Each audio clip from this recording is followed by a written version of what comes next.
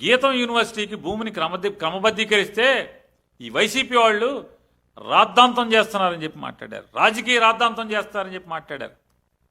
చట్టసభలో మాట్లాడారు. మీరు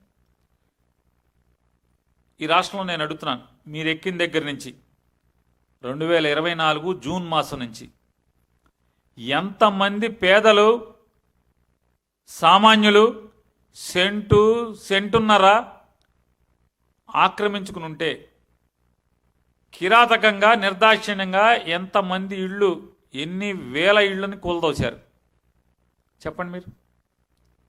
మరి ఎందుకు క్రమబద్ధీకరించలేదు?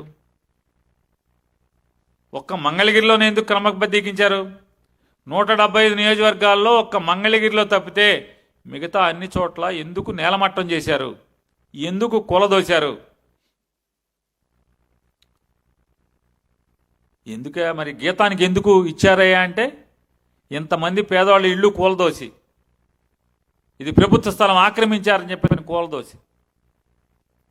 సరే, గీతం యూనివర్సిటీ మీద పేదవాళ్ళ లేదమైనటువంటి ప్రేమ, ఈ రాష్ట్రంలో ఉన్నటువంటి పేదాబిక్కి మీద లేనటువంటి ప్రేమ నారా చంద్రబాబు నాయుడు గారికి, నారా లోకేష్ నాయుడు గారికి ఈ గీతం యూనివర్సిటీ మీద ఎందుకయ్యా ప్రేమ అంటే, ఈ మన గీతం బాబు ఉన్నాడు కదా, గీతం బాబు మన చిన్నబాబుకి తోడోళ్ళు కాబట్టే కదా.